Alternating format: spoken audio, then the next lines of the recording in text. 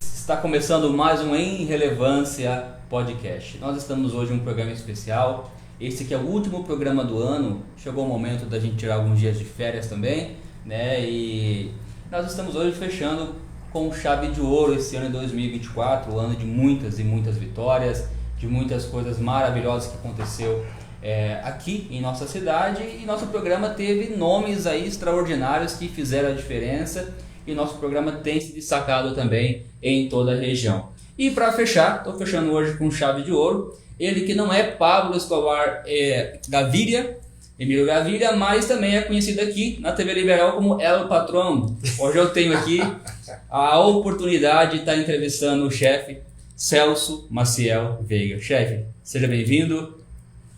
Legal, obrigado, Rofferson. Boa noite a quem nos acompanha.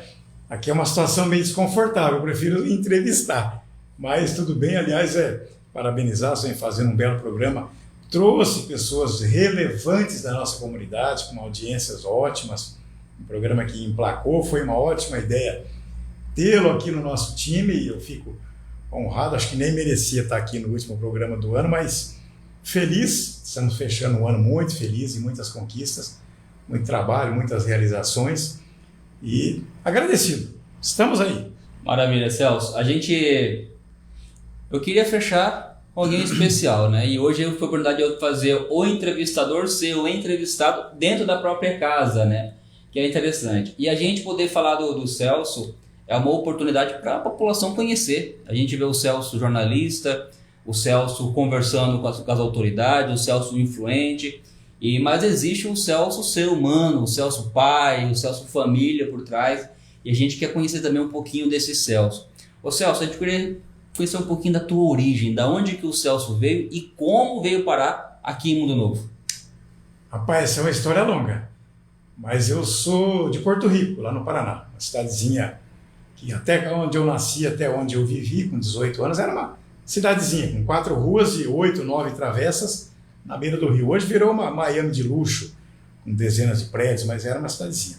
De lá eu fui para Campo Grande, terminar o 2º grau, estudar, fazer direito, e cheguei a fazer 3 anos, aí as coisas que a vida impõe para a gente, né? Teve uma reviravolta, eu trabalhava na Cibrazen, que hoje é Conab, do Ministério da Agricultura, e na época lá, quando criou-se a delegacia da Cibrazen de Mato Grosso do Sul, que era Mato Grosso, aí eu, recém-casado, com 5 anos já de Cibrazen, nunca nem me passou pela cabeça estar um dia em Mundo Novo. Aliás, eu vinha muito em Mundo Novo, o meu avô, meus avós maternos, o João Góes e a dona Amélia, que já estão no andar de cima, vieram para cá em 1964, naquela leva de famílias que vieram, né, desbravar ali Japorã e colonizar Japorã. Então eu vinha sempre aqui em Mundo Novo, Japorã, para visitar meu avô e meus tios. Mas morar em Mundo Novo nunca esteve nos planos. Aí quando criou essa delegacia, aí criou uma fase absurda que virou a minha vida de cabeça para baixo. Veio um coronel de Brasília, assumiu a delegacia de Mato Grosso do Sul e trouxe uma equipe. E nós que estávamos nos cargos melhores na subdelegacia, ele chegou de uma maneira muito truculenta e falou: olha, você vai para São Gabriel do Oeste, você vai para Coxim, você vai para Maracaju, você vai para Rio Brilhante, e tirou a gente ali para agasalhar o time dele, que ele trouxe de Brasília.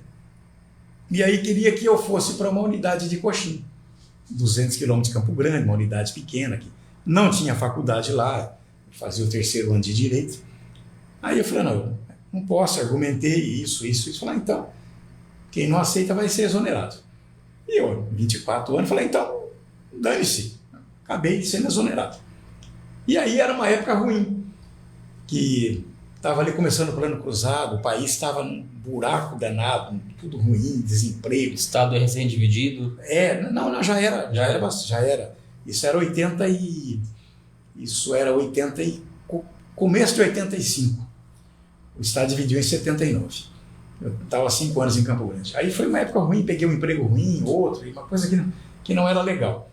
E aí não estava numa situação boa. Aí meu pai já tinha aposentado lá de Porto Rico, e aí veio para cá, para minha mãe ficar perto do meu avô. Eu tinha 10 tios em Japorã, alguns ainda estão lá, então vieram para cá. Aí meu pai um dia foi em Campo Grande e falou, vamos lá em Mundo Novo passar uns dias lá que você não está muito bem. Aí eu vim. E aí chegando aqui, o prefeito era o Dr. Zé Carlos. E meu pai, ele trabalhava também na prefeitura, no posto fiscal de Ilha Grande. Meu tio, o Tomazinho, era o vice-prefeito. Aí me levou o Dr. Zé Carlos, o Dr. Zé Carlos foi uma amizade assim, instantânea. Parece que os espíritos se juntaram, ficamos amigos imediatos. Aí ele convidou, se eu não queria vir trabalhar com ele na prefeitura, era o primeiro mandato dele, ele estava embalado, fazendo uma gestão extraordinária. Não, vem para cá que eu preciso de gente assim, assim, assim. Aí eu falei com a Neiva, aí viemos.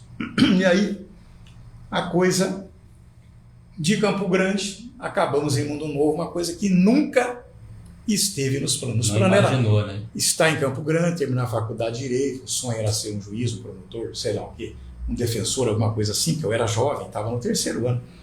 E de repente, por uma coisa de um cargo político, né, de um coronel que veio e tirou a gente, um colega meu foi para São Gabriel, outro foi para Maracaju, outro para Rio Brilhante, a maioria deles já estão aposentados, né, que eram mais velhos que eu. E aí, uma coisa que era tudo indicação política esse cargo, né? E eu acabei em Mundo Novo e a faculdade foi para o Beleléu e, enfim, mudou a minha vida.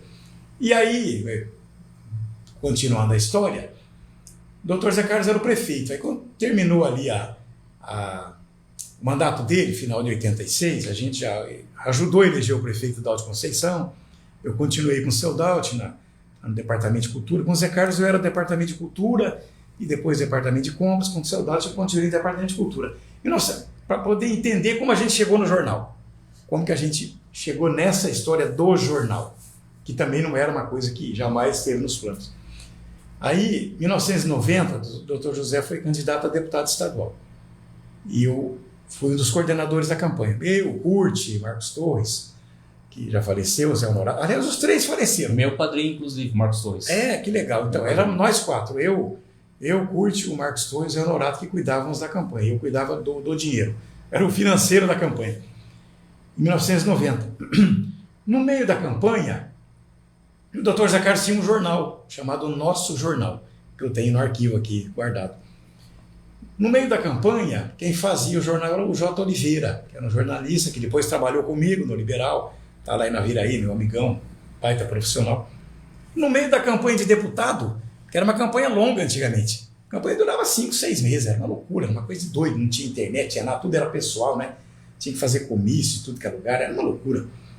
No meio da campanha se desentendeu com o Jota e não tinha quem fazia o jornal. E o jornal era tudo, né? Fazia os comícios, divulgava a campanha dele e atendia a prefeitura com publicação de órgãos, era órgão oficial. E aí, eu falei, não, eu faço o jornal, que eu sempre fui um bom redator. Desde o ginásio eu era metido fazia a minha redação e dos outros, sempre fui um grande leitor, né? Falei, eu faço, quebra-galho eu faço aí. E fiquei cuidando da campanha e fazendo um jornal de quebra-galho até terminar a campanha. Quando terminou, não nos elegemos, porque houve uma imbecilidade política na época, que outras forças políticas apoiaram candidatos de fora contra o Dr. Zé Carlos. Então perdemos a chance, por menos de 1.000 votos, o Dr. Zé Carlos ser um deputado em 1990. O Dr. Zé poderia estar deputado até hoje, estadual, federal, que tinha nível para isso, né? Não nos elegemos.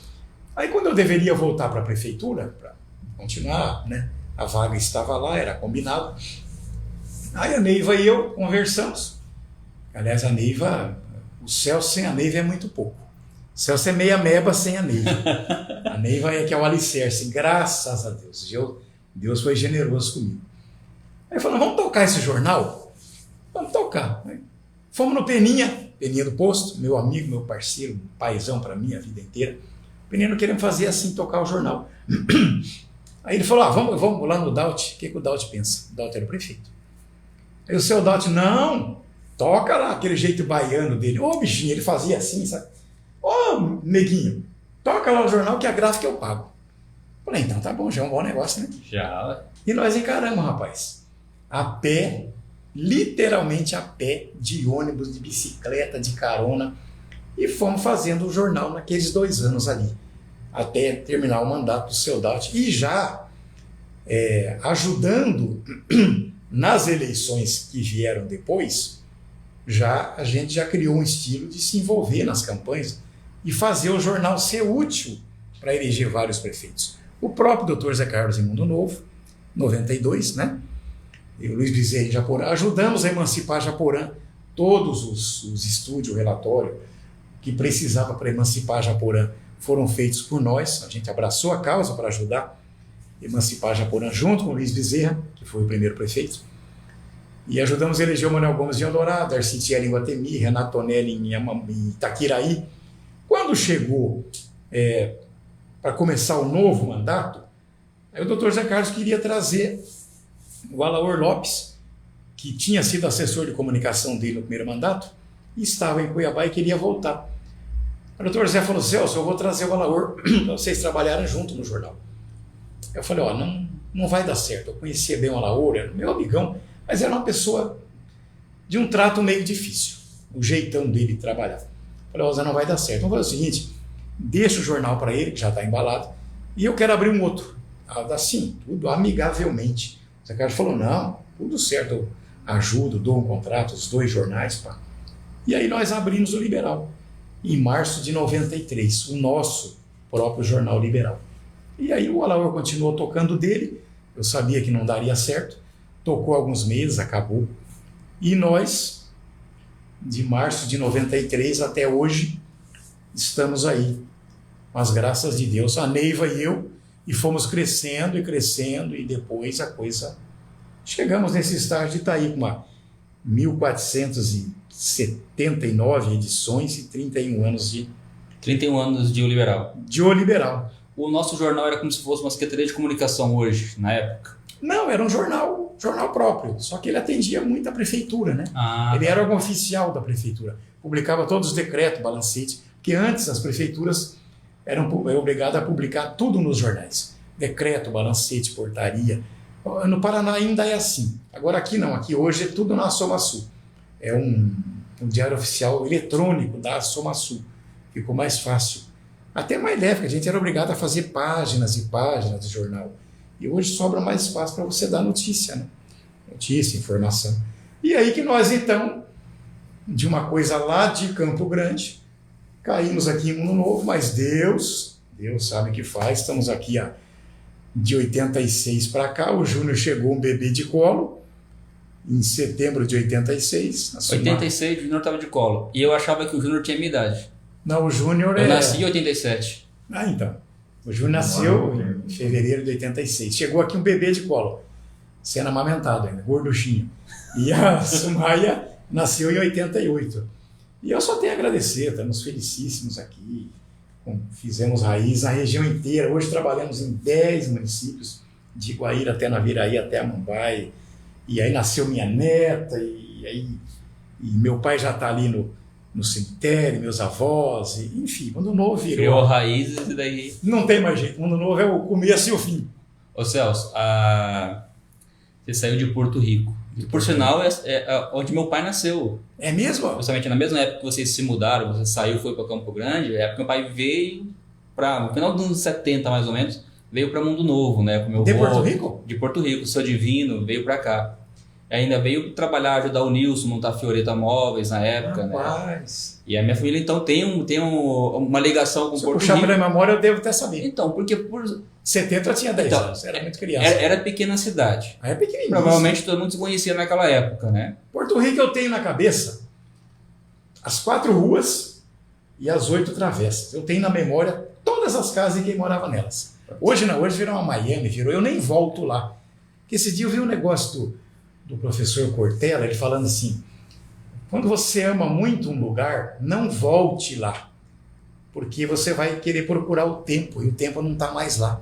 E eu tenho essa sensação amarga de Porto Rico, que não é mais a minha cidadezinha, virou uma cidade grande, de estranhos. Então eu não volto. Tá acontecendo algo no exato momento. A minha mãe, ela é de Engazeiras, no Ceará. Sim. E agora, depois de quase 40 e poucos anos, voltou, Foi lá. foi para lá. Foi ela e minha tia, tá até online aqui, estão assistindo as duas Ai, que também. legal. Até comentaram que hoje elas já estão em São Paulo para voltar para Mundo Novo. Elas estiveram por lá e a sensação que elas tiveram é de nostalgia, né? Sim. Você voltar à escola que você estudou, a claro. praça que você brincava quando era criança e tudo mais. Eu até fui lá na... Deixa eu conhecer. O Júnior vai muito em Porto Rico. Na cidade do pai. Eu fui para ver como que era, porque quando eu fui lá com o pai, eu tinha acho que uns 12, 13 anos, né? Só que foi muito rápido e voltou. Eu falei, não, agora eu vou só para dar uma olhada. Aí fui até lá, andei, tudo. Mas aí eu tirei umas fotos, depois o pai falou, olha, não conheço nada disso mais. Pai. É totalmente diferente. Virou uma cidade de prédios, virou um balneário de altíssimo. Eu tenho essa curiosidade com o Júnior, porque eu nunca fui pra lá.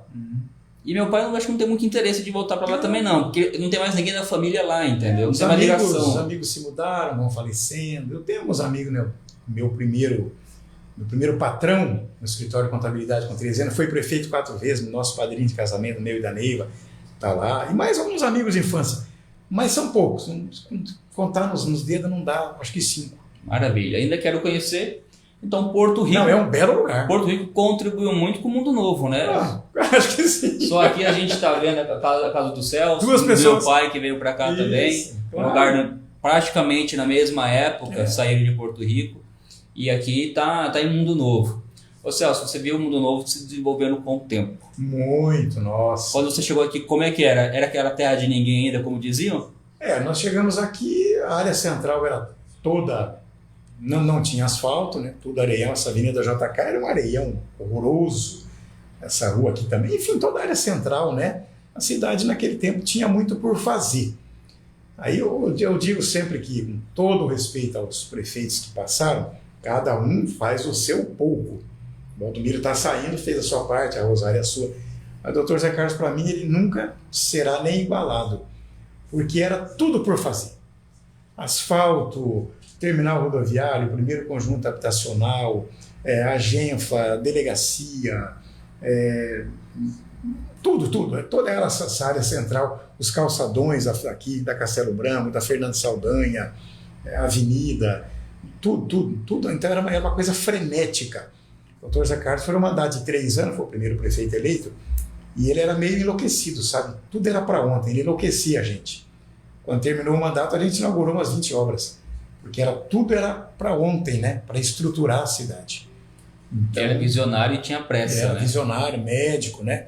Tinha uma cultura gigantesca, ele tinha pressa, né? Aí, lamentavelmente, o segundo mandato dele não foi bom, porque ele pegou uma situação que ele herdou, na boa fé, ele herdou uma situação que acabou com ele politicamente, de herdar dívidas.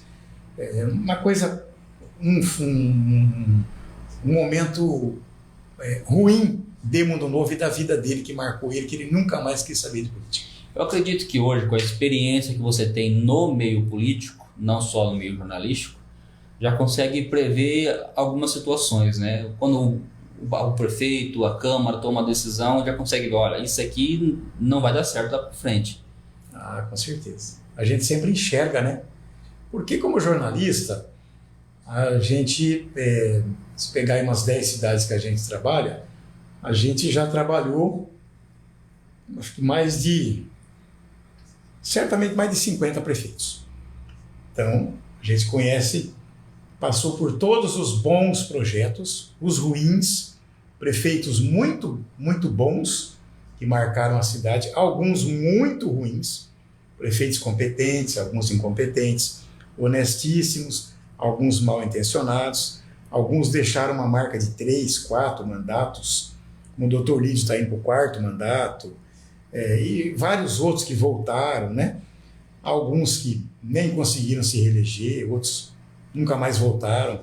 A gente passou por momentos bons nas cidades da região e alguns que deixaram marcas muito ruins, porque é típico do ser humano, né? Isso é verdade. Normal. Até onde eu entendo, a política fez parte da sua vida o tempo quase inteiro. O tempo todo. Em Mundo Novo, o tempo todo. O Celso nunca pensou em sair candidato? Não, a Neiva até que saiu candidata 2 vezes, a vereadora. Mas a gente cuidava uma vez, a primeira vez, com o Peninha, foi candidato a primeira vez, não se elegeu, a Neiva saiu junto, mas a gente ficou cuidando mais da campanha do Peninha, na verdade, do que dela, e acabou não chegando. E na segunda vez, depois com o Toninho, logo na sequência, foi pior ainda. Aí nos envolvemos. Se envolveu na majoritária? Acabamos nos envolvendo muito mais com a do Toninho, que foi uma campanha duríssima, e que perdemos por 35 votos para a Dorcelina, que estava não, quando foi o Peninha, a Dorcelina se elegeu. Entendeu? Então aí a gente perdeu a eleição. O Toninho foi o primeiro do Humberto, né? O Toninho, ele disputou com o Humberto, mas aquele calor do assassinato da Dorcelina, que era muito difícil enfrentar alguém do PT, porque estava no calor do assassinato da Dorcelina. Então ainda perdemos por 35 votos. Foi uma campanha duríssima e que a gente, no final, todo mundo abandonou tudo para apoiar o Toninho contra o Humberto. Mas o Humberto acabou ganhando a eleição e depois se reelegeu bem, fez um bom mandato. Eu lembro que na época ainda usava apelo emocional do César como vice, se eu não me engano. Ah, sim, o César aí teve essa questão. Eu lembro até hoje do Jingle, mais ou menos.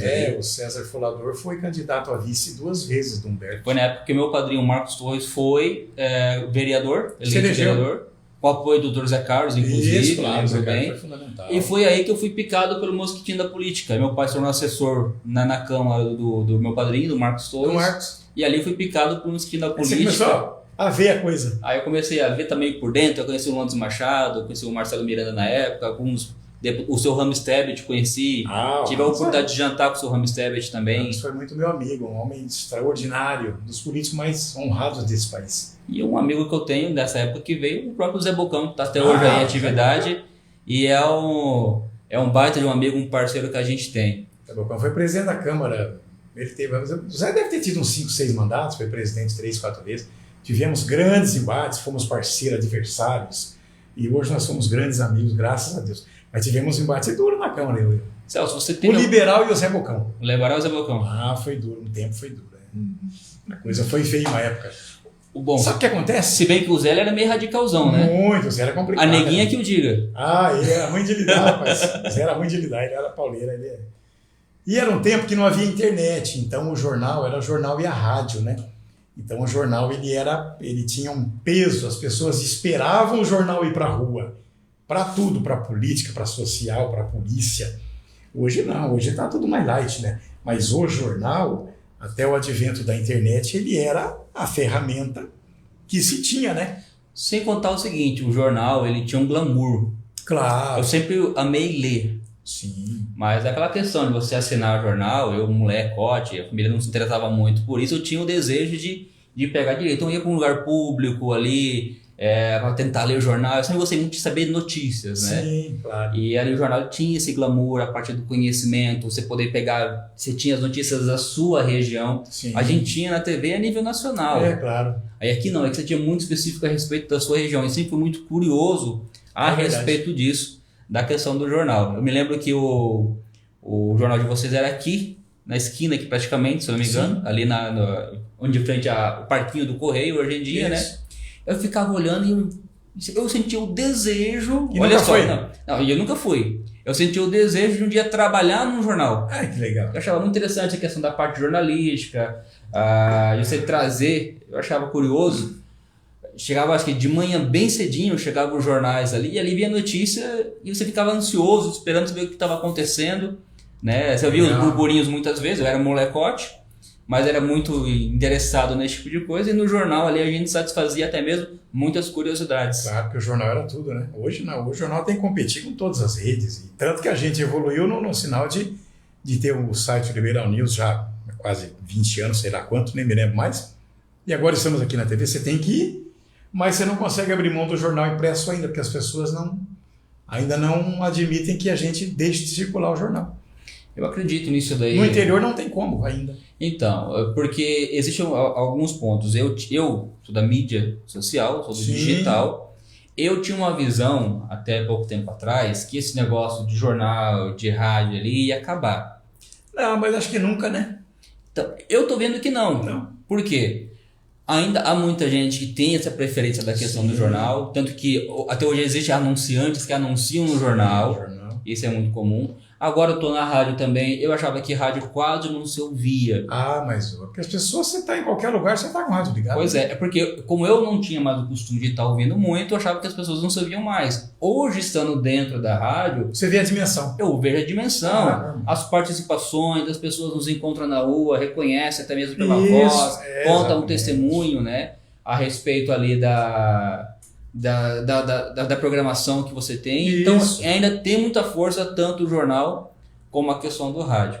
Você vê, aqui na região, tem um jornal A Gazeta de Amambai, nós começamos juntos, o Clésio e eu, em 93. E ele tem um controle maior daquela região, né? Amambai, Sapucaia, Moreira, Antônio João, até Sete Quedas. E a gente tem de Guaíra até lá Sete Quedas. Então a gente divide essa região, os dois Uma jornais. jurisdição de cada um. Agora há pouco tempo abriu um jornal aqui em Porã, né? O site Mídia Max de Campo Grande tem um jornal impresso que distribui na rua. O Correio do Estado funciona, o jornal A Crítica funciona como sempre. Estados Unidos, Inglaterra, na Europa toda, o jornal impresso ninguém abre mão, de forma alguma. São jornais poderosíssimos, né? Há pouco tempo um jornal, acho que o New Yorker, foi vendido por bilhões de dólares que tem. Uma coisa interessante é que na internet há muitas fake news sobre notícias. Ah, claro, isso é um perigo, né? E isso aqui, através do jornal, você consegue ver pela fonte que isso saiu no jornal impresso é verdade. E a gente já tem esse entendimento aí, porque passou por uma parte de comprovação, a parte jornalística realmente ela é feita. Imprimiu, acabou, né? Exatamente, não é apenas baseados em boatos que se ouve ali, ou achismo, né? Então o jornal também tem essa questão da credibilidade, que é inclusive mais do que a própria internet. Muito mais, porque você tem que checar, você tem que ter o cuidado, você não pode imprimir uma mentira, senão você toma um baita de um processo, tem que se retratar, enfim. Você pega o jornal, a gente circula em 9 cidades. O jornal vai, né? E ele é todo distribuído. Então, cada cidade, Guaíra, Mundo Novo, Japorã, Eldorado, Itaquiraí, Guatemi, Itacuru e Sete Quedas. Cada cidade eu tenho um entregador que pega um X de jornal e distribui na área central, órgãos públicos. Você jogou o jornal na rua, é como jogar farinha ao vento, né? Você não recolhe mais. Na internet você consegue excluir e depois distribuir do jornal. Se você ferir alguém, você vai pagar caro por isso. Você se desmoraliza, passa vergonha, toma processo. Né? Não pode fazer o tal do jornalismo marrom, que você se desmoraliza, coisa que nunca aconteceu conosco, graças a Deus. Tem que ter muito cuidado. Com o boom do digital, chegou a te preocupar algum momento? Não. Acho que não. Né? Nunca. A gente até meio que se preparou que talvez um dia ia chegar um ponto que não. Acho que chega o jornal, já dá para parar com o impresso. Vamos cuidar mais do site, da TV. A gente teve o cuidado de cuidar do site. A gente está, nesse momento, estamos fazendo uma revolução no site Liberal News. No começo do ano tem um site muito melhor, moderno, com várias páginas. Né? Mais interativo. Interativo. Botar vídeos que a gente sai para a região, coloca o vídeo lá, uma página de região, de polícia, de agricultura, pecuária, um site muito melhor do que está hoje, e investir na TV com estúdio novo, melhor, tal. E você fica com os três, por isso que eu falo que é um sistema de comunicação. Né? Você tem o impresso, tem o site. Sabe por quê? A gente imprime o jornal, manda para a gráfica. Manda aqui 2 horas, manda para a gráfica, lá em Apucarana. Então o jornal a gente manda para lá. Ele vai chegar aqui no outro dia à tarde. Chega em Guaíra, o Júnior busca, tal, no outro dia a gente despacha. À noite a gente despacha para todas as cidades, via ônibus, né? E aí, mas à noite, quando o jornal vai para a gráfica, a gente já tem ele no PDF. E eu encaminho para todas as autoridades. A versão digital já tem. Digital, manda para o governador, que a gente tem aqui ele no celular, os deputados da região, os 3 senadores, deputados estaduais, federais, todos os prefeitos, todo mundo vê o jornal antes que ele vá para a rua. E ele não precisa nem ver o jornal, porque as matérias que interessam para a sua cidade, o prefeito vê que está lá, a sua cidade está lá sendo divulgada, o governador se vê, o deputado estadual, federal, a UEMS, enfim. Tivemos ontem aqui a professora para falar do curso de medicina veterinária, enfim. A gente consegue casar, né, o impresso com a internet, isso é importante. É uma ferramenta poderosa. E falando de política, para os políticos é maravilhoso. Ah, é uma ferramenta. Além dele poder pegar ali e ter em toda a região interessada dele sendo distribuída, ele consegue replicar esse conteúdo, exatamente, né, ter esse arquivo que ele tem, que com a impressa ele não poderia estar fazendo não isso. poderia. Então ele pode mandar ali Assessoria a toda assessoria pode dele da região, tá soltando, isso. tá mandando, isso é muito interessante estar fazendo. E no site, no dia a dia, a gente faz isso. Todas as matérias que são relevantes, né? Matérias que são em relevância, a gente encaminha para os prefeitos, deputados e, enfim, órgãos públicos, instituições que a gente sempre dá espaço e entidades assistenciais, como a PAI, a gente cuida muito e tudo que a gente, eu tenho assim, um cuidado muito grande, né? De não ficar coisa só política, né? De fazer matérias que a população goste, de ver a sua cidade no jornal. Isso me dá um orgulho muito grande, sabe? Quando você vai lá, inaugurou uma fecularia, tá no jornal. Para mim é uma alegria muito grande, aumenta a circulação. Eu vejo em Eldorado uma matéria boa, entregou lá, esse dia entregou lá, só para dar um exemplo, né? Entregou 2 vans, uma para a PAI e uma para a prefeitura. Pô, isso é uma matéria extraordinária, né? Eu fui lá agora, lá o prefeito Tales, Maltei Imóvel, só para dar exemplo, né? Uhum. Lá em Guaíra, o prefeito Heraldo entrega lá 10 veículos de uma vez. Hoje o prefeito Bandeira, o Celso Júnior postou lá, fechando o mandato com 118 milhões de obras em execução. Pô, para mim é um orgulho divulgar uma matéria dessa, que você está colocando a cidade Nós tivemos em aqui evidência. recente a entrega local do Conselho Tutelar, Claro. onde todos nós do Podemos fizemos questão de replicar as matérias ali. Que nós fizemos, que o Jandaia fez. Recente teve aqui o Ravine no nosso programa, e nós demos um exemplar aqui. A gente conseguia ver no brilho no olho, assim, do orgulho de poder estar ali no jornal, sendo demonstrado no seu serviço, a importância que isso aí acaba proporcionando para a pessoa, né? Quem não gosta de ser citado e ter boas notícias. E ser citado de uma maneira boa, né? Celso, tem alguma notícia que você teve um dia que repassar, que te foi dura de transmitir a notícia? Duas me doeram muito. Primeiro, o assassinato da Dorcelina. Imaginei que essa fosse uma. Que foi a manchete, eu nunca me esqueço que foi uma manchete assim que... Quando a Dorcelina faleceu, assassinada, vieram para cá órgãos de imprensa do mundo inteiro, né? Então, eles até ficavam no jornal, né, para a gente dar estrutura. O pessoal da Folha de São Paulo, a Veja, Estado de São Paulo, alguns jornais fora do país. E eu, em seguida, fiz uma manchete assim, que eu coloquei a manchete, foi mandato interrompido a tiros, né? E ela, né, o caixão dela, tal, de longe, assim. Não foi o caixão. Uma foto muito bonita que eu tinha dela. E o jornal circulou, acho que um dia depois do velório. Então, essa foi uma manchete assim que me doeu muito, né, de fazer. E a outra foi a renúncia do prefeito Dr. José Carlos, que foi obrigado a renunciar numa confusão política que ele se meteu, que muitas pessoas não entendem, que ele acabou herdando muitas dívidas.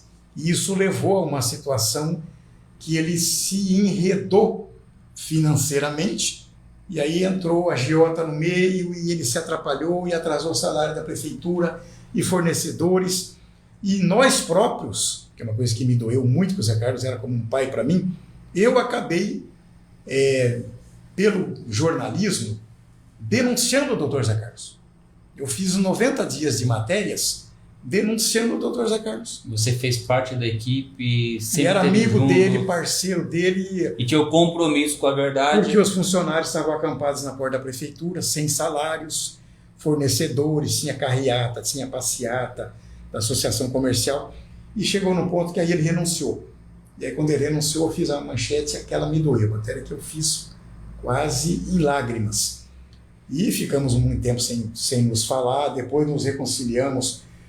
Quando ele faleceu agora, a gente... Outra também foi essa que ele faleceu, né? Não. Você falou que essa do falecimento do Zé Carlos foi dolorosa. Dona Neiva marcou aqui, a respeito de um acidente de ônibus de Japorã. Verdade.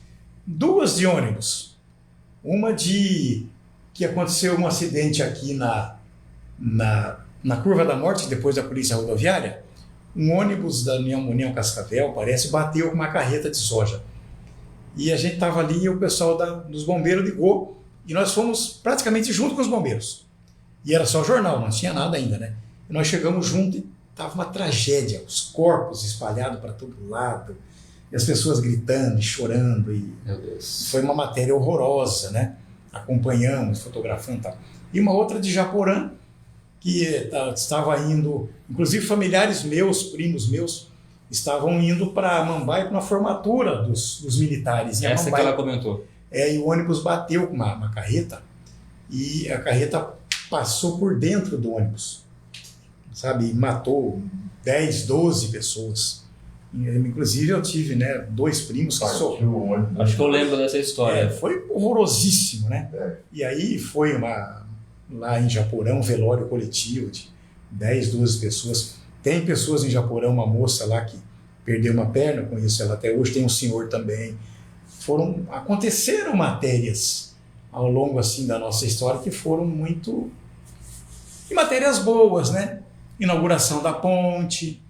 Aqui Histórica, inclusive, aqui, né? Eu tenho aqui, ó, a primeira matéria do Liberal. Verdade, aqui na frente. Ô, Júnior, você podia virar ali, ó. Eu tô sendo entrevistado, mas eu tô Por meio... favor. Tô meio atrevido aqui. A primeira, Tá em casa. a primeira matéria do Liberal foi dizendo que tinha liberado uma verba para a ponte. Alguns bilhões. 22 bilhões. Bilhões, né? Não era reais. E isso aqui foi em 93. E levou mais de 10 anos para sair a ponte. Então, quando inaugurou a ponte, foi uma coisa... Nossa, foi uma conquista gigantesca. Fizemos matérias maravilhosas, de inaugurações, de conquistas. É difícil colocar, porque as coisas boas é meio do ser humano, as coisas boas são boas e as ruins marcam, né? Mas as boas foram muitas. Geralmente as ruins ela gera algum tipo de ferida, algum tipo de trauma, alguma coisa, né? As boas ela gera entusiasmo, a gente se alegra, né? Mas até para lembrar um pouco mais difícil muitas vezes. Mas matérias boas foram dezenas, centenas. E aí tem uma coisa que aí a Neiva está assistindo, eu tenho que dar o devido mérito. Durante muitos anos, era o jornal da Neiva, não era o jornal do Celso, porque eu ficava no jornal, fazendo o jornal. Mas administrativa, a parte... escrevendo e tal, e as pessoas que me ajudavam, né? Porque houve um tempo que nós tínhamos 7, 8 pessoas dentro do jornal. A gente chegou a fazer um jornal trissemanário. O jornal era semanário, depois passamos para bissemanário, passamos para trissemanário, que foi uma bobagem imensa que eu fiz, e que me custou muito caro financeiramente, que não foi um ato bem pensado, me custou caro para minha família, reconheço. Foi um passo largo que eu dei e tive que retroceder, não valeu a pena. Então a gente tinha uma equipe grande. O padre escrevia para a gente, a Luzia Ali escrevia, tínhamos 3, 4 jornalistas, pessoa que montava o jornal, porque o jornal a gente fazia inteiro aqui, né? Hoje na internet o computador é fácil. Então, durante muito tempo, quem fazia a parte política do jornal e a parte de publicidade, quem aparecia era a Neiva. Eu ficava sempre um passo atrás. Então, os governadores falavam, o jornal da Neiva, né? O Zeca do PT, o André Putinelli, o próprio Reinaldo, os prefeitos todos. E eu nunca me incomodei. Celso era praticamente um colunista. Eu praticamente ficava atrás. E eu nunca me incomodei. Eu tinha um baita de orgulho, porque a Neiva é minha parceira. A Neiva é pessoa que Deus colocou na minha vida. Então, depois que apareceu, quando teve que criar a TV, é que eu vim para frente da câmera. Que foi aí que eu apareci. E que eu nem sabia que eu teria essa capacidade. Eu me joguei aqui, porque tinha que fazer, entendeu? Falei, o outro tem uma TV, o outro abriu uma TV, e aquilo me tirava o sono. Falei, eu estou perdendo espaço, eu estou perdendo o bonde da história. E aí a gente, na campanha passada, de 2020, a gente inaugurou a TV, entendeu? Bem na pandemia, né? Quando terminou a campanha, eu peguei a pandemia aqui dentro, inclusive, desse estúdio. E quando terminou a eleição, eu entrevistei umas 40 pessoas. Então, todo mundo queria ser entrevistado. Eu entrevistava 4, 5 por noite, os vereadores e prefeitos, e era aquela loucura, uns com máscara, outros sem, e eu sem máscara, aquele rolo. E aí eu acabei contaminado pela Covid. Pegou Covid? No estúdio trabalhando. Não, Rapaz, 2020 foi um marco para muita gente, né? Eu digo que o mundo mudou a partir de 2020. A minha empresa mesmo surgiu em 2020. A necessidade, né? Os empresários todos desesperados, né? Ali precisavam vender, o meio mais tranquilo era pela internet, onde a gente entrou de cabeça aí, montamos a empresa e estamos até hoje. Vamos para 5 anos aí de empresa. Muitas coisas surgiram, oportunidades, aquela história de vender lenço fazer do limão a limonada, né? Vender lenço na ventania. Vender lenço na ventania. Essa eu não conhecia. Essa aí é antiga também. Eu sou meio antigo. Ô Celso, a gente acompanha o trabalho da TV Liberal.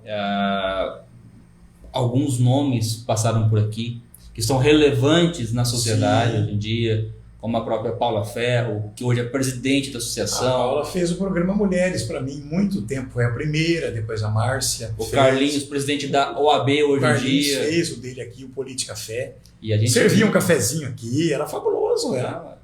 Descobriu alguns talentos, né? Sim. O próprio Luciano com a TV Fronteira, está hoje com a Bandeirante, com um contrato ali. Exatamente, aprendeu. O Luciano foi muito importante para mim quando a gente abriu a TV, que eu não tinha noção do que fazer. Então ele foi importante. Celso, ele falou, não é um bicho de 7 cabeças, é um celular e a gente põe no ar. Mas para mim era tudo novo, né? O Luciano foi muito importante, trabalhou comigo uns 4 anos aqui, foi importante. Ele te motivou agora a ir para frente das câmeras, das câmeras. Exatamente. Hoje a gente vê o Celso lá na aldeia, fazendo entrevista, vai para um canto, vai para o outro ali, né? E a gente fala assim, isso aí... Desculpa até a expressão da palavra, esse não tem vergonha não, é sem vergonha, né? Rapaz, mas não imagina muitas vezes a timidez. Você não tem noção da minha timidez. Barreira que foi quebrada. Acho que eu tive umas 3 namoradas na vida. Tive 2 quando era lá adolescente e depois a Neiva, graças a Deus, que eu tive um pouco de coragem de chegar na Neiva. Diz que Deus falou, agora, cara, pega, senão alguém vai pegar. E eu sou muito tímido, eu tinha, durante muito tempo, até uma imagem de ser meio arrogante, porque eu sou muito tímido. E chegar nos lugares e passar meio, sabe? Passar... Discreto, e às vezes eu sempre tive essa meia imagem. E depois eu mudei com o tempo, Só que eu mudei muito depois da pandemia. Depois da pandemia eu fiquei mais carinhoso, mais afetuoso com as pessoas. Perdi mais a timidez, fiquei mais carinhoso, porque na pandemia, primeiro que eu sobrevivi. Então isso é uma coisa... espetacular. Faz você refletir, né? E segundo que as pessoas me abraçaram, né? Então, eu vi o quanto eu era querido, né? Não me tiraram o celular e eu fiquei dos 32 dias internado uma boa parte do tempo lúcido, né? Então dava 5 horas da manhã, tinha um monte de mensagem no celular, e pastor, e padre, e amigo, e oração, e aquela loucura o dia todo, e quando eu estava não grogue, tão medicado, eu olhava e respondia. Então isso me deixou mais solto. Só que essa questão, eu por exemplo, hoje eu estou aqui na TV Liberal e estou na Fera FM e para mim é um desafio gigante também, porque eu sou extremamente tímido. A gente sabe. A gente sabe que não é fácil.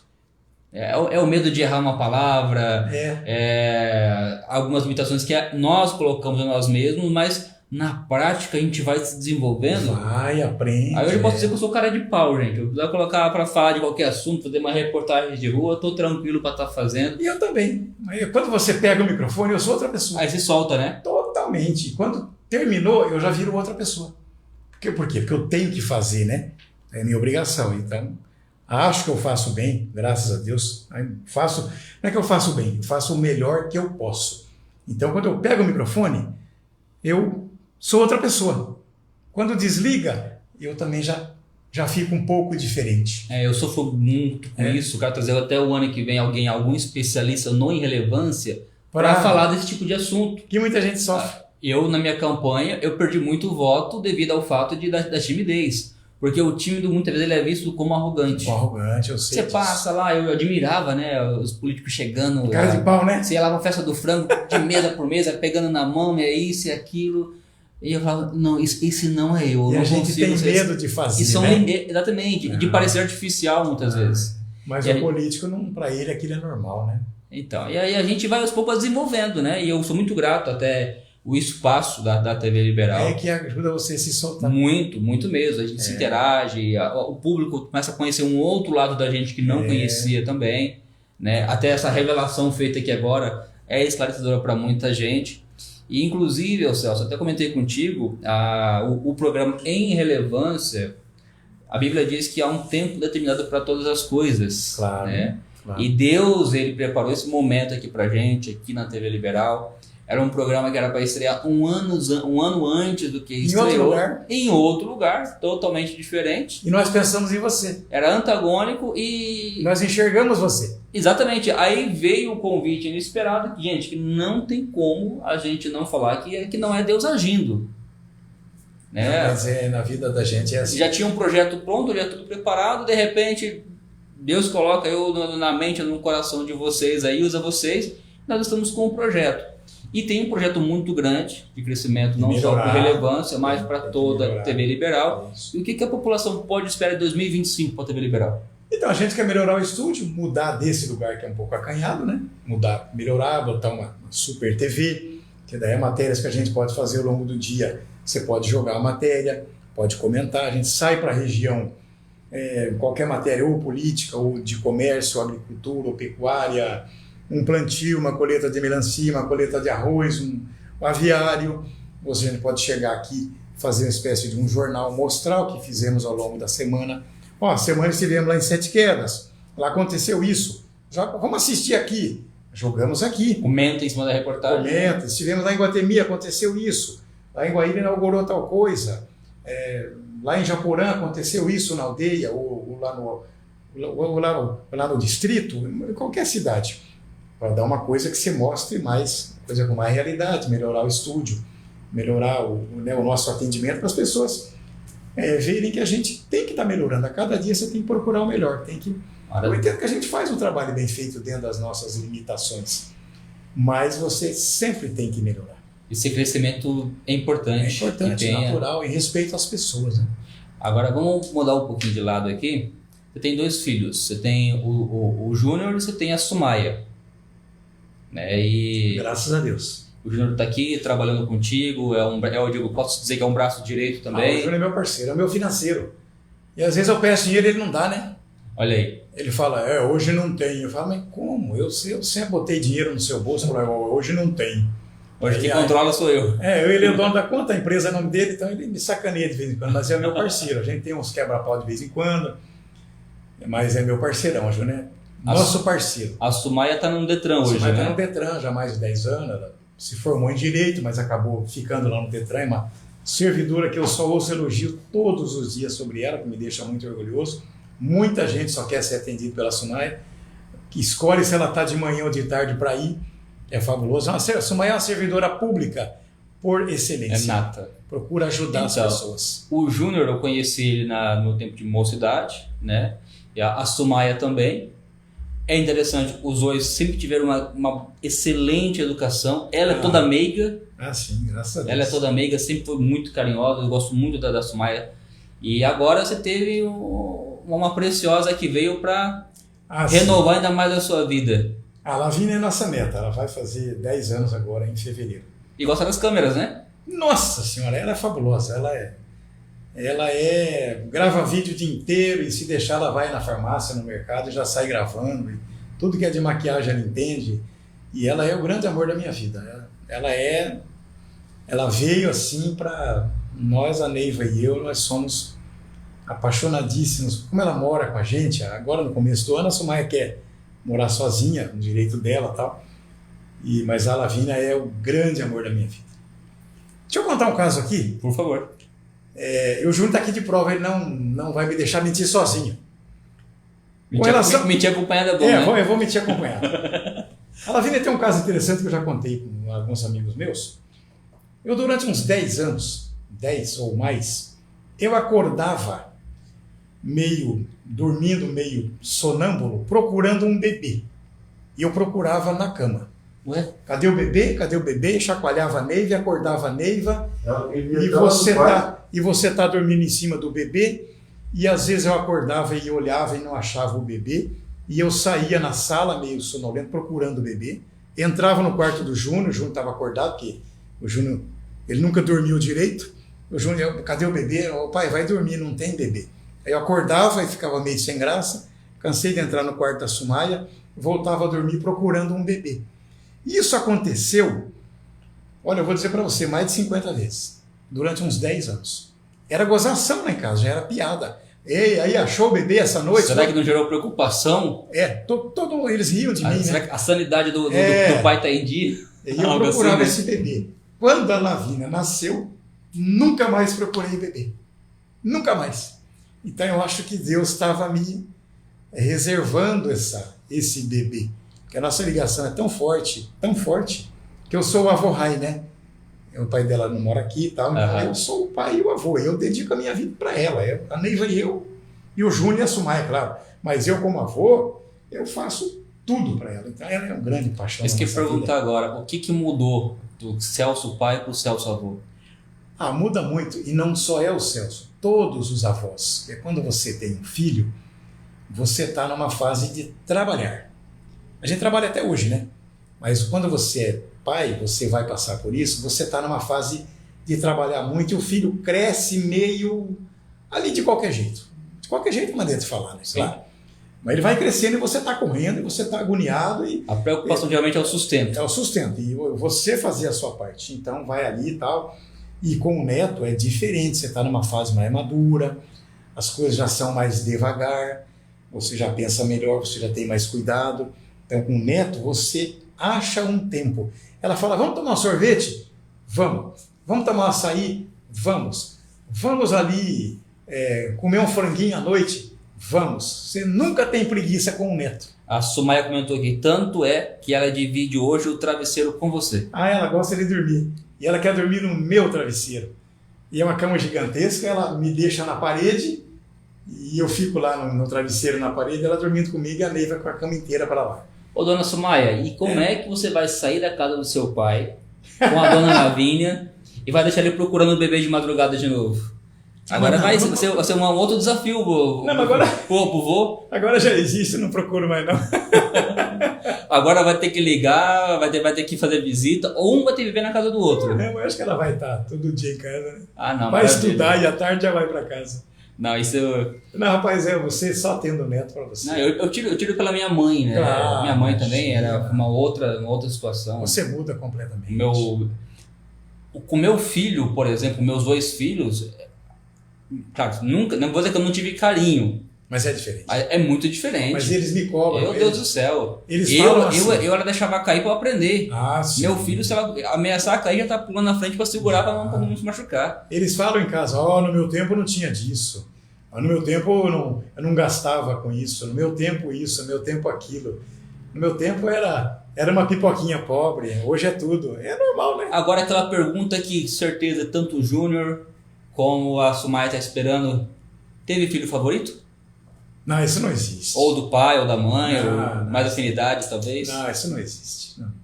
Acredito que nenhum pai tem esse tipo de coisa. Né? Eu brinco com a minha mãe, né? O amor, o carinho e é tudo... O Júnior tem uma ligação fortíssima com a mãe. Fortíssima. Geralmente, eu vejo muito isso. O filho homem com a mãe tem mais proximidade. O Júnior e a Neiva é um caso de amor inexplicável. De um para o outro e de outro para um. Entendeu? Então, mas isso não existe. A Neiva não pensa assim... Porque a Sumaia é mulher, né? E a mãe também é mulher. Então, às vezes, de vez em quando, tem um certo confronto, uma certa competitividade, que é normal entre mãe e filha. E o Júnior não tem esse caso. E o Júnior é o motorista da Neiva, está sempre junto para a região. Os dois se dão super bem. E eu só dou risada, E o filho homem, ele tem essa de que, quando o pai não está, ele é o homem da casa. Então, a questão de proteção da mãe, ele fica como responsável. Claro, né? sem dúvida. Né? O filho homem tem muito disso. Mas eu quero dar uma dica para você... filho que tem essa dúvida a respeito do pai e da mãe, observe as coisas ao redor. Na minha casa, por exemplo, a minha mãe fala que não tem favorito. Todo mundo fala, né? Só que quando você entra na sala, Celso, tem umas 5 fotos da minha irmã, tem pôster da minha irmã. e a foto minha que a minha mãe tem, uma foto 3x4, guardadinha no cantinho, e uma outra foto minha que tá na sala, que é com a minha irmã junto ainda, né? Aí a gente consegue ver aí essa questão, né? Não tem filho favorito, mas sempre tem mais afinidade, né? Acaba tendo isso. Deixa eu mandar um abraço aqui pro Luciano. Isso, vamos lá. É o grande parceiro Luciano, que me ensinou muito e eu aprendi muito com o Luciano. O Luciano é meu parceiro. Para jogar TV Liberal no ar, ele foi fundamental. E minha filha, o Zé Bocão, tá aqui, grande abraço para nós dois. O Luizão Guerreiro, meu parceiro lá de Iguatemi, que é uma das minhas fontes na região. Quando eu faço aqui, o Celso Veiga comenta. O Luizão sempre fala, Celso, aconteceu isso. Ajuda alimentar. Ajuda, a gente. Você não vive sem isso. Sem as suas fontes, você não tem. E aqui é uma tal de França e Lisboa, tá? A dona França Lisboa acompanhando. Aqui tem a dona Jô Lisboa, que é minha tia também. Que legal. A mãe da Karina, amiga do Júnior ali. Aê. É a mãe da Karina, a Jô Lisboa. Legal. Estão lá em São Paulo, acompanhando diretamente de São Paulo. Sempre a gente vai longe, né? A gente faz programa aqui com as pessoas que assistem lá em Rondônia, Mato Grosso, alguns de Portugal que foram embora. Por isso, Robson, a gente tem que fazer sempre com muito cuidado, que você não sabe quem está vendo. É verdade. Ela pode estar no Japão assistindo a gente. Então você não pode cair no ridículo, passar vergonha, contar mentira, falar uma bobagem, porque você não tem noção de...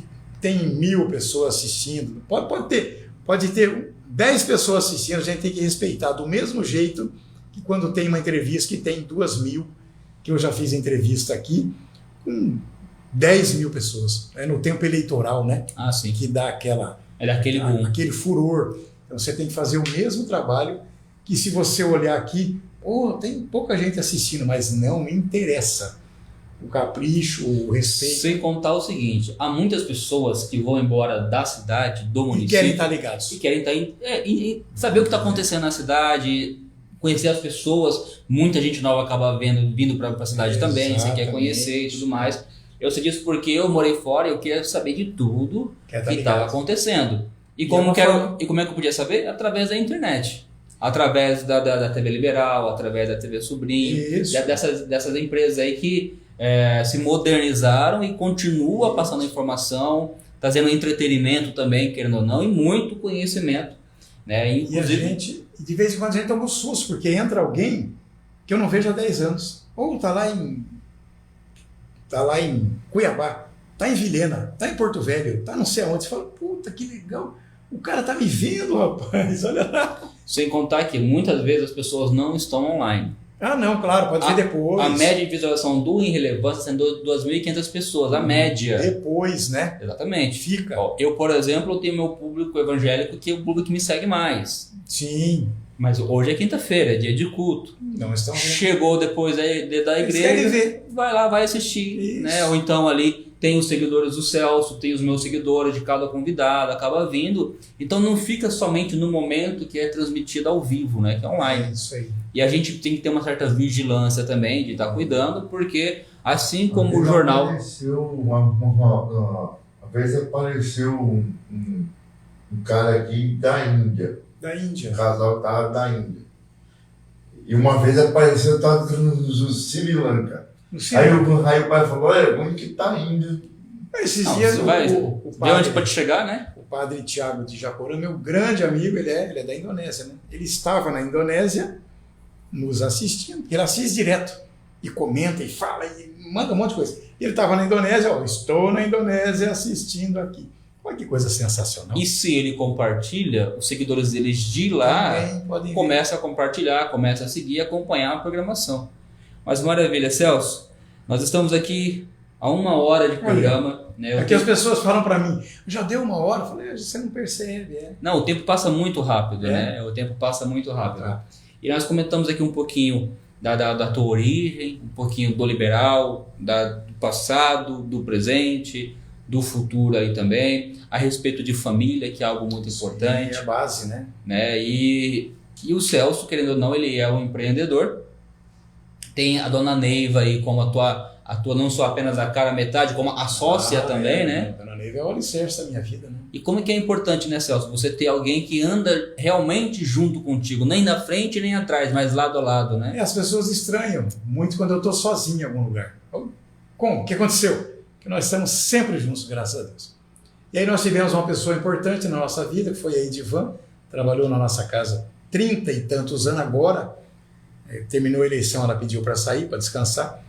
Ela criou os meus filhos, eu falo que os defeitos e as virtudes que eles têm, ela que fez, porque ela que criou os dois, como se fosse uma segunda mãe. Tem a Loredana, que é minha irmã, que está comigo aqui desde que era adolescente. As pessoas que passaram por aqui, nesse tempo todo, o Walter Silva, que é vereador em Japorã, começou aqui comigo, ele era garoto. Um dia ele entrou no jornal e falou, eu escrevo umas crônicas, ele de chinelo havaiana, eu escrevo umas crônicas, tem Eu falei, não, vem aqui e tal. Aí publiquei umas poesias dele e ele foi vindo no jornal, igual você queria fazer. Ele foi ficando... desejo, só que ele teve coragem. E trabalhou comigo 5 anos, aprendeu tudo. E ele era muito inteligente. Aí teve uma campanha política em Japoré, eu cedi ele para ajudar lá, e ele ficou e nunca mais saiu. E hoje ele é vereador, é um cara que cresceu na vida, cresceu financeiramente até mais que eu. Eu fico feliz com isso. Né? E outros, né? O J. Oliveira, uma outra pessoa, né? A Cássia Iano, filha do santo ali do motel, ela entrou comigo como estagiária, trabalhou comigo uns 5 anos enquanto fazia a faculdade. Ela era extraordinária, né? Aprendeu tudo aqui. E hoje a irmã está pegando um caminho parecido, hoje, né? Também a Karina. Prefeitura. Então a Cássia é uma pessoa que eu tenho como filha, ensinei tudo que eu podia, ela virou até uma doutora, já é doutora em biologia. Quando a gente se encontra na festa. Então muitas pessoas passaram pela nossa vida nesses 30 anos aí, eu agradeço muito. Ninguém faz nada sozinho. A gente aparece, mas ninguém... Os assessores de comunicação, sem eles a gente não faz o jornal. As matérias que vêm prontas, cada cidade eu tenho um parceiro, né? Aqui, Campo Grande. Então ninguém faz nada sozinho. Então todo mundo é importante na nossa vida. Celso, o Wilson Schultz também está acompanhando a gente aqui. A Lúcia Campelo, minha primeira professora do Prezinho. Pensa na pessoa que tem uma gratidão gigante. Ótimo. É a professora Lúcia Campelo. Esses dias, então, o Zé Holanda Campelo, ele entrou aqui, meu amigão, e está lá no Mato Grosso, e há anos que eu não via, ele entrou, mandou um abraço. É sensacional, a gente não tem ideia, né? Mandou aqui, Deus continue te abençoando. Como é que é? Deus continue te abençoando grandemente. A Sumaya lembrou do Tanaka. O Tanaka trabalhou com a gente muitos anos. O Tanaka é um cara multitalento, né? Muito talento. Ele fazia as charges para mim, e me deu muita dor de cabeça também, que a gente fazia umas charges políticas, sabe? Que deu uma dor de cabeça. Vou contar um fato aqui já. E o Tanaka, ele fazia, né, a diagramação eletrônica e fazia as charges. Um dia, tinha um vereador, que já faleceu, um amigão meu, e ele, uma história bem engraçada, sabe? Ele pegava, ele tinha uma rinha de galos. Rinha de galos. Então ele pegava, ia no posto de saúde, ele pegava aqueles biotônicos, né? Que era para as crianças, né? E ele dava para os galos também. O galo fica forte, né? Para poder disputar, né? E eu fiquei sabendo daquilo, sabe? Eu mandei fazer uma charge. E ele despejando o biotônico, né? Na goela do galo. E o galo fortão, sabe? As coxas, as pernonas assim, um galo fortão. E, rapaz, ele entrou no jornal, cara. E ele queria me bater a todo custo, sabe? E era em cima da loja popular, onde é a Serrana hoje. O jornal era em cima, não podia nem correr. Ele entrou bravo lá, rapaz, queria me bater a todo custo. E para acalmar ele, deu trabalho por conta dessas charges. A gente fazia muita charge política. E dava um sucesso gigantesco. Porque a charge, ela fala, né? Sim. Ela fala por si. O Tanaka, ele é genial para isso. E ainda mais que quando o chargista ainda começa a colocar em evidência alguns traços físicos da pessoa. Né? Ele fazia isso. Olha, a pessoa sabia quem era. Não tinha como negar. Que você fazia uma matéria e a charge vinha na capa sobre aquela matéria. Então muita gente se divertia, outros ficavam bravos. Era sensacional. Uma coisa, eu não sabia que o Jandaia trabalhou... O Nilson Silva, policial militar. É verdade, eu lembro da época do Nilson. Trabalhou com a gente. O Jandaia também. O Jandaia. O Gilmar trabalhou. O Gilmar foi meu parceiro a vida toda. O Gilmar, mesmo trabalhando lá na Tribuna do Povo, ele é meu parceiro até hoje. Ele faz foto, ele me manda, ele me atende. Eu faço matérias para ele usar lá ou na Câmara. O Gilmar é um irmão para mim. O Gilmar é um coringa, né? Coringa, ele TV trabalha Sobrinho, a Câmara, o Governo de Mundo Novo. Ele atende. O Gilmar é um meu amigo assim. Eu sou meio avô da filha dele, ela me adotou como avô. O Gilmar é espetáculo. Você vê quanta gente passou? Eu nem me lembro, cara. Pois é. Anos, vai esquecendo amigos. A Luzia Ali fazia a coluna social. Teve aqui o padre Haroldo escrevia pra gente. Teve um outro padre que escrevia, tinha uma coluna no jornal. Olha, nossa, foi tanta gente, rapaz. É trabalho, é também a parte financeira, mas gerou muitas amizades, né, Celso? Muitas amizades. A Dália Pereira está comentando aqui também, dando boa noite. E aí o pessoal vai entrando. Legal. Celso, chegamos ao final de ano, né? Vamos descansar um pouco também. Vamos. Agora tem que dar uma paradinha, porque é o momento que os nossos clientes, os principais, né, que são os órgãos públicos, também dão uma parada. A gente agora faz a cobertura das posses, dia 1º. O que a gente consegue, porque a maioria faz de manhã. A gente tem que escolher 2, 3... Como são vários municípios? São 8, 9 ao mesmo tempo. Um faz 10 horas, outro às 8, outro às mais. De manhã todos fazem. Então a gente tem que escolher, infelizmente. Quase tem que botar na cumbuca, né? Para o Júnior num lugar, eu vou no outro, a Neiva no outro. E a gente prestigiar umas 3, 4 posses. E depois dar uma parada de uns 15 dias. E depois a vida continua. Recarregar as baterias também, né? Que ninguém é de ferro. A gente não aguenta, né? A campanha eleitoral, ela consome a gente. Celso, agora para o público do Em Relevância Podcast, quero que você deixe a tua mensagem aí especial, desejar um Feliz Natal já, o próximo Ano Novo, para o público do Em Relevância Podcast. Legal, agradeço muito o convite que você me fez, foi uma honra, fico feliz de ter aceito o nosso convite, o meu, do Júnior da Neiva, para fazer parte da nossa equipe, nos honrou muito, você deu conta do recado, estou sempre recebendo elogios, às vezes alguém puxando a orelha, fala para o Rolf fazer isso, fazer aquilo, fala menos, e tudo é importante. Sim, é ótimo. Até para mim falam até hoje. Então fico feliz que você esteja conosco. Agradecer a todos aqueles que nos acompanham, que Deus abençoe a vida de todos. Dê aí um Natal maravilhoso, em família, com muita alegria, com muita saúde. E um ano novo cheio de grandes conquistas e muito trabalho, né? Saúde e trabalho. O resto é o que a gente precisa, né? Saúde, trabalho, amigos, família. Agradecer muito a Deus que nos deu mais um ano, a gente chegando aí ao fim, né? Eu me lembro sempre que há 4 anos atrás, num dia como hoje, eu estava hospitalizado com Covid, sem saber se ia sair andando ou se ia sair num caixão. Então eu sou um daqueles que tem que agradecer a Deus todos os dias e faço todas as manhãs, porque 700 mil irmãos foram, né? Muitos aqui amigos meus se foram e eu fui um dos escolhidos para ficar, para voltar para casa, então eu sou muito grato. Então, quando termina mais um ano assim, eu tenho muita gratidão. Agradecer a Deus e que Deus dê vida e saúde e bênçãos a todos nós e que estejamos aqui o ano que vem firmes e fortes na TV Liberal News, com o Celso Veiga Comenta, com os meus convidados, com os seus convidados, e você parece que tem um projeto vindo aí, que vai ser novidade, e você vai ter um papel importante na cidade, que aliás é merecedor. Grande abraço a todos. Maravilha. O Marcos Ferreira, também o Marcos não esquece de mim, né? Marcos Ferreira é outro grande parceiro meu, um grande amigo meu, trabalhamos juntos, fomos parceiro quando eu andava na motinha dele de garupa, para a gente buscar matéria na região. Aí ele falou, também fiz parte da equipe. Fez parte da equipe, ele fazia o esporte, e depois ele criou o jornal A Bola, virou meu concorrente, o Cretino, virou meu concorrente um tempo, e ele também fazia aquelas historinhas lá da bicharada, e quase apanhou um monte de vezes. Rapaz, Mundo Novo tem história, hein? Tem que ficar uma semana aqui contando história. Maravilha, gente. Esse foi o programa Em Relevância Podcast, esse foi o último programa do ano.